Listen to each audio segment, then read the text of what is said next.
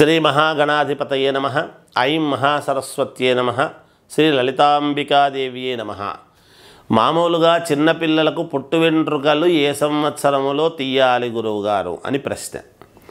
పుట్టు వెంట్రుకలు ఇవ్వటము, వాళ్ళ ఇంటి దేవుడికి పుట్టు వెంట్రుకలు ఇవ్వటము అనేటువంటిది ఒక ఆనవాయితీ. సమాజంలో అందరూ అనుకూలాన్ని బట్టి చేసుకుంటూ ఉంటారు.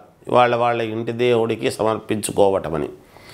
పుట్టిన తర్వాత వెంటనే ముందు పుట్టు వెంట్రుకలు అనేటువంటివి అసలు ఎందుకు ఇవ్వాలి? పుట్టు వెంట్రుకలు ఏ సంవత్సరంలో ఇవ్వాలి, ఎందుకు ఇవ్వాలి అనేటువంటివి ఇక్కడ రెండు ప్రశ్నలు. మామూలుగా ఏ సంవత్సరంలో ఇవ్వాలి అంటే 11 నెలలు పడినాయి సంవత్సరము లోపల ఇవ్వటము అనేటువంటిది ఒక ఆనవాయితీ పుట్టు వెంట్రుకలు అనేది. లేదా 3 ఏళ్ళు పడ్డాయి అని 3వ ఏడు వెళ్ళిపోయే లోపల పుట్టు వెంట్రుకలు తీసుకోవటం అనేటువంటిది ఒక విధానం. లేదా 5 సంవత్సరాలకు అనేటువంటిది ఒకటి.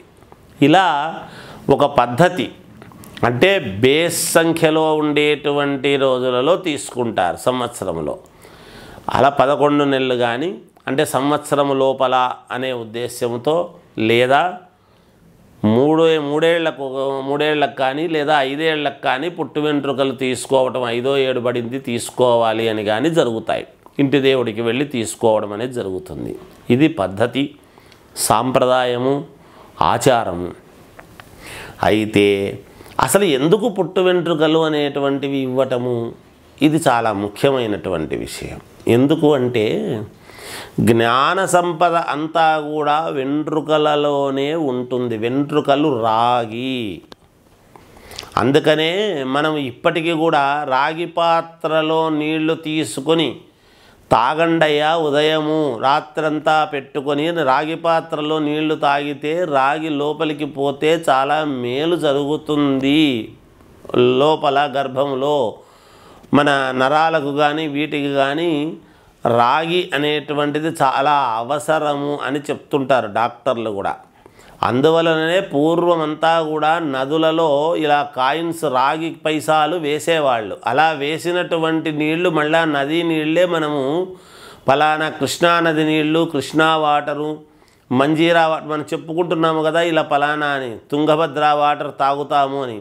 ఈరోజు జనాభా ఎక్కువయ్యి మనకు నీళ్లు అనేటువంటివి చాలుకొచ్చి ఫిల్టర్ చేసి తీసుకుంటున్నాం ఉన్నటువంటివి. అప్పుడు నదులలో ఇలా దోసెడు తీసుకొని శుభ్రంగా తాగేటువంటి సన్నివేశము ఉన్నింది ఆనాడు. అంత ప్రక్షాళనగా, అంత స్వచ్ఛంగా, అంత ఫిల్టర్ అయ్యి ప్రవహిస్తూ ఉండేటువంటి నది ఎప్పుడూ కూడా గొప్పదే. ఆ కదులుతూ నీళ్లు ఎప్పుడైతే ప్రవాహం అవుతూ ఉంటాయో, కిందివి పైకి, పైవి కిందికి ఇలా దుంకుతూ వస్తుంటుంది అన్నమాట గంగ ఎప్పుడు కూడా. అందువలన తనను తాను ఫిల్టర్ చేసుకొని వచ్చేటువంటి స్వయం ప్రకాశకత్వం నీళ్లు అలా ఉండేటువంటివి. అందుకని వెంట్రుకలలో రాగి అనేటువంటిది ఉంటుంది. చాలా తెలివితేటలు. వెంట్రుకలు సమృద్ధిగా ఉన్నాయి అంటే చాలా తెలివితేటలు ఒకటి. రెండవది, మన మెదడును కాపాడబడటానికి ఇది చాలా ప్రాధాన్యత. మనకి ఎలా అయితే ఒక గొడుగు పట్టుకుంటామో ఎండ తీవ్రముగా ఉన్నప్పుడు, ఎండ వేడికి మన నెత్తి చూడండి చాలా వేడవుతుంది. వెంట్రుకలు చాలా అంటే చాలా హీట్ అవుతుంది. ఆ హీటుకు తట్టుకోలేం మనం, నెత్తి మీద చేయి పెట్టలేం మనం. అంత ఇదిగా లాగేస్తుంది అన్నమాట వెంట్రుకలు. అందువలన అలా ఇబ్బంది కాకుండా గొడుగుని ఎలా అయితే పెట్టుకుంటామో మన మెదడుకు, మన మెదడు లోపల ఉండేటువంటి నరాలను నిరంతరము కాపాడబడేటువంటి విధముగా ఈ వెంట్రుకలు ఉంటాయి. ఆ వెంట్రుకలు ఒక్కసారిగా ముందు భగవంతుడికి అని ఎప్పుడైతే మనము సమర్పిస్తామో ఈ వెంట్రుకలను, ఆ జ్ఞాన సంపద అనేటువంటిది మళ్ళా భగవంతుడు కొత్తగా మనకు జ్ఞానాన్ని ఇవ్వటము, కొత్త వెంట్రుకలు రావటం అనేటువంటిది జరుగుతుంది.